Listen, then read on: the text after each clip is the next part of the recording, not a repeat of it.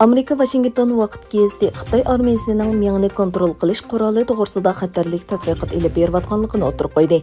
Gazet 2019-yildagi bir dokladni naql qilib, bu qurolning o'ldirishni emas, balki dushmanni kontrol qilishni maqsad qilganligini o'tirib qo'ydi. Azodlik armiya kundalik gezitida e'lon qilingan bir maqola naql qilingan xabarda Xitoyning harbiy maqsadlar uchun nanotexnikasi va biotexnika qatorliq texnika sohasiga ahamiyat berganligi o'tirib qo'yilgan.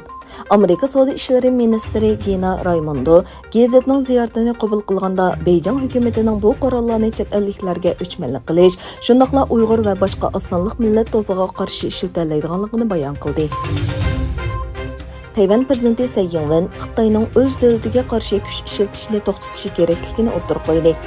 yىڭۋېن Tayvanning Xitoyning besimiga bosh egmaydiganligini, harbiy vositalarni qo'llanishning ikki taraf o'rtasidagi xiloflarni hal qiladigan tanlash emasligini ta'kidladi. yana harbiy tavakkulchilikning hal qilish chorasi emasligini o'tirib qo'ydi.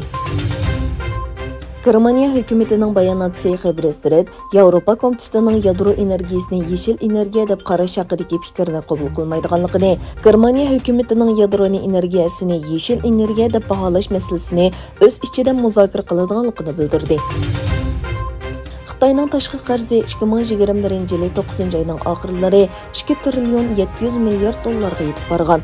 Xitoy davlatlik tashqi perovod boshqarish idorasining muavin boshlig'i Wang Junying o'tgan juma kuni e'lon qilgan bayonotida bildirishicha, bu 2 trillion 700 milliard dollarlik tashqi qarzning 47% uning o'rta va uzun muddatli qarzi ekan.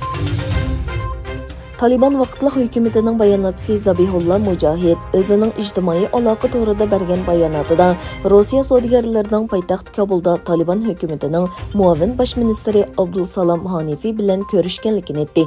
Mujohid yig'in jarayonida neft, tabiiy gaz ayirish zavodi va CNG va LNG aslahalarini qurish masalasining, shundaqla bir sement zavodi qurilishining muzokara qilinganligini bayon qildi. Aqsarayning bayonotida qaraganda Amerika prezidenti Bayden va Ukraina prezidenti Zelsinki telefonlashgan. Ko'rishda Bayden Ukraina prezidenti Zelsinkiga Rossiya Ukrainaga tajovuz qilgan ahvol ostida Amerika va uning ittifoqdoshlari keskin javob qaytaradi deb va'da bergan. Rossiya olimlari 2029-yil 4-oyning 13-kuni Apophis ismli kichik sayyoraning yer shariga yaqinlashadiganligini va buning nihoyatda cho'ng xatar elib keladiganligini o'tirib qo'ydi. Olimlar meteoritning yer shariga 35700 kilometr yiroqlikda va sekin o'tga 7,42 kilometrlik tezlikda urinib o'tadiganligini, agar yer shariga so'qilsa, cho'ng buzg'unchilikni keltirib chiqaradiganligini o'tirib qo'ydi.